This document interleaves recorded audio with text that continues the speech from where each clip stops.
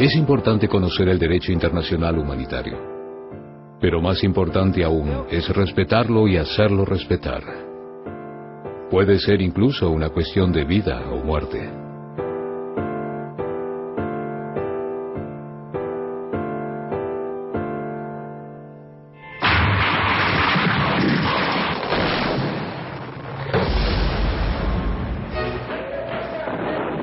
La guerra es una práctica humana inmemorial. Cuando estalla un conflicto armado, la humanidad da lugar a la barbarie y a la ley del más fuerte.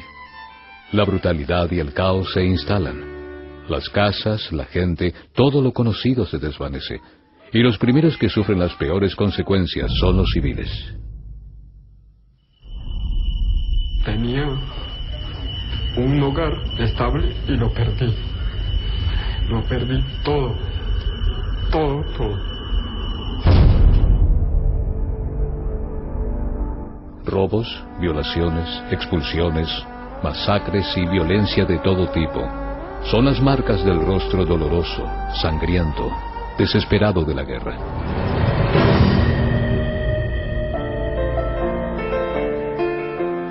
Y sin embargo, la guerra tiene límites, límites esenciales. Son las normas del derecho internacional humanitario. Incluso los niños que juegan a la guerra conocen las reglas. Esas reglas establecen cómo hay que comportarse en la guerra y exigen que se respete al adversario.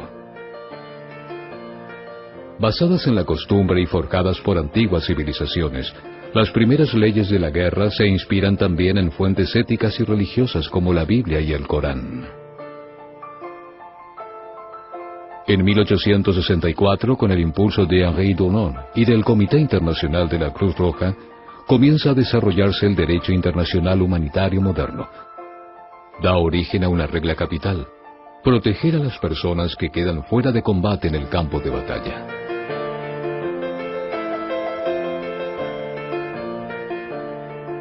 Con el tiempo, su radio de acción se amplía para proteger a otras víctimas de la guerra y restringir los medios y los métodos bélicos.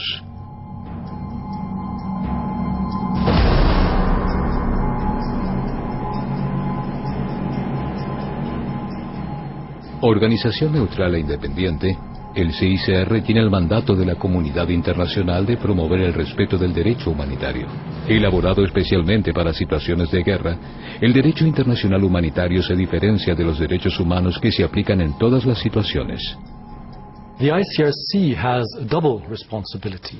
On the one hand, it has a responsibility to check and identify where violations of international humanitarian law occur and to intervene on the level of the relevant authorities to counter these violations. And on the other hand, the ICRC also has a role to clarify and develop international humanitarian law when necessary.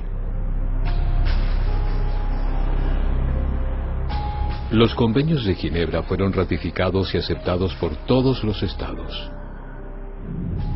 Esos convenios y sus 3 protocolos adicionales contienen una gran variedad de artículos, pero todos ellos están inspirados en unas pocas normas fundamentales para garantizar la protección de los civiles, la protección de los heridos y los enfermos, la protección de los detenidos.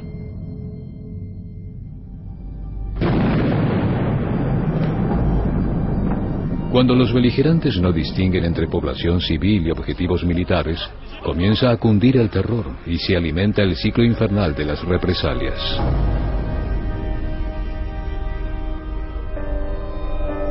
Las personas civiles que no participan directamente en las hostilidades deben ser preservadas de los ataques siempre. En ningún caso se pueden dirigir ataques contra ellas.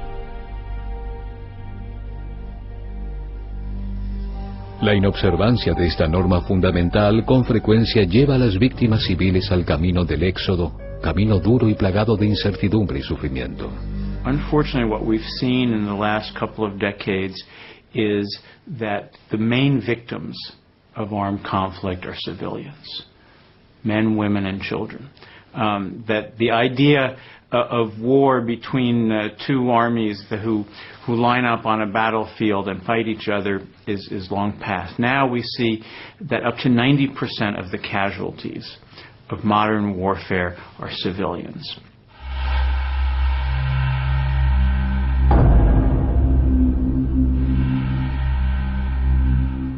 Proteger a los heridos y los enfermos, sean civiles o militares, enemigos o aliados, es una obligación de los beligerantes.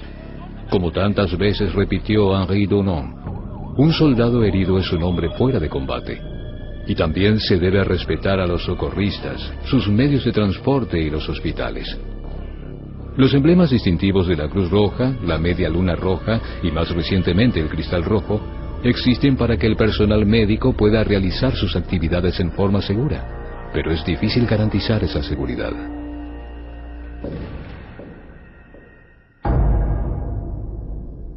La protección de los detenidos es un principio esencial de los convenios de Ginebra. Los combatientes capturados y los civiles que caen en poder del adversario tienen derecho a que se respete su vida y su dignidad. Deben ser protegidos contra todo acto de violencia y contra las represalias, sobre todo la tortura.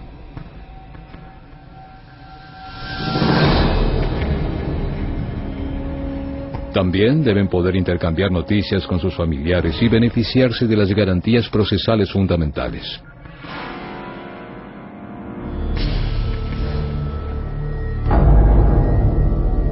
En la guerra no todo está permitido. El derecho internacional humanitario prohíbe el empleo de armas de efectos indiscriminados y que causen sufrimientos excesivos. Tras una larga campaña, las minas antipersonal que causan muertes y heridas incluso después de terminadas las hostilidades fueron prohibidas por la Convención de Ottawa en 1997.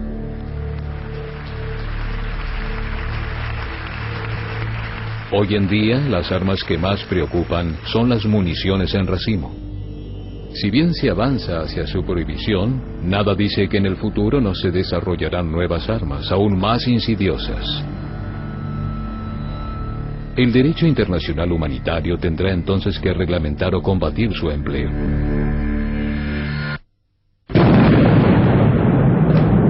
Detrás de expresiones como golpes quirúrgicos o daños colaterales, pueden esconderse graves violaciones del derecho humanitario.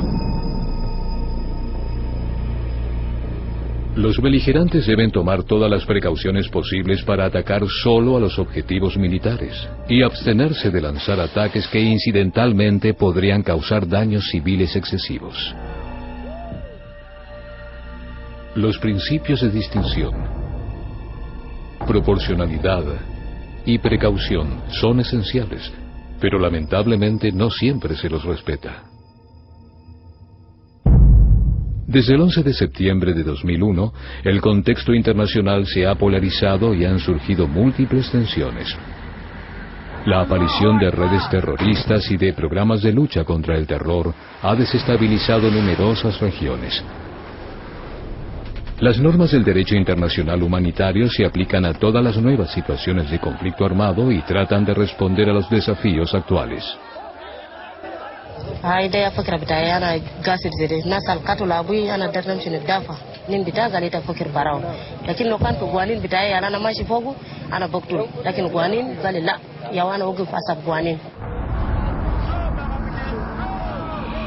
La validez del derecho internacional humanitario a veces es cuestionada por algunos jefes militares y políticos. Cuando no lo ignoran por completo, lo aplican insuficientemente. Es importante responsabilizar a todas las fuerzas que participan en un conflicto. A los estados, por supuesto, pero también a los actores no estatales. Las normas del derecho internacional humanitario rigen para todos los actores de los conflictos, sin excepción, pues la guerra no es monopolio de los estados. A menudo participan grupos rebeldes, insurgentes u otros grupos armados no estatales, o incluso empresas militares privadas, cuya falta de responsabilización es un grave obstáculo para la aplicación del derecho internacional. Y además, es difícil entablar contactos con esos grupos armados.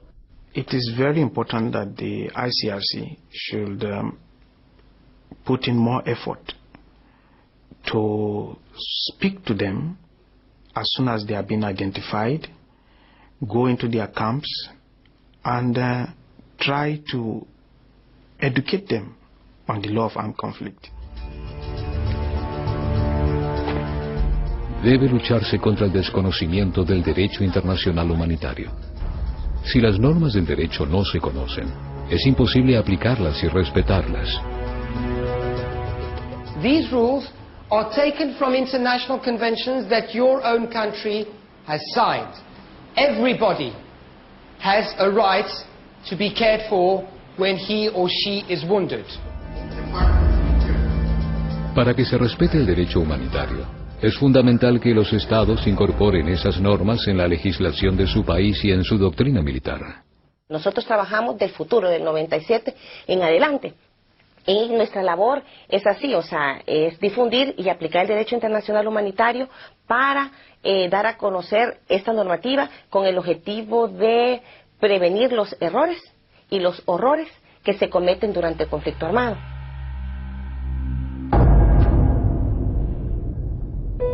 En derecho, el crimen reclama castigo. Sin la existencia de sanciones, ¿cómo podría ser eficaz el derecho internacional humanitario? Las personas sospechosas de haber cometido u ordenado cometer infracciones graves de los convenios de Ginebra de cualquier nacionalidad pueden ser enjuiciadas por los tribunales nacionales de cualquier país o por una instancia judicial internacional.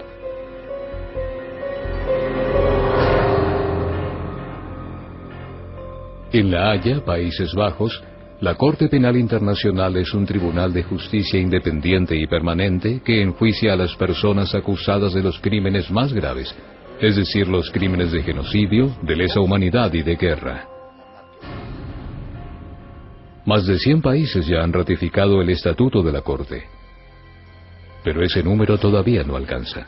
International criminal justice has an important function to end impunity. The tribunals have a very important dissuasive function. I wish, however, to point out that we are just at the beginning of a process. Lots of progress has been made over the past 10-20 years in developing international criminal law and international justice. However, we are just at the beginning of the journey. There is still a way to go before we have a system at the national and international level that counters acts of barbarism amounting to international crimes. Las normas del derecho internacional humanitario son valiosas y eficaces. Cuando se las respeta, preservan a toda la humanidad. Por ello es muy importante que todos conozcamos y apliquemos estas normas. A pesar de sus limitaciones, el derecho internacional humanitario puede proteger a todas las personas afectadas por la brutalidad de la guerra.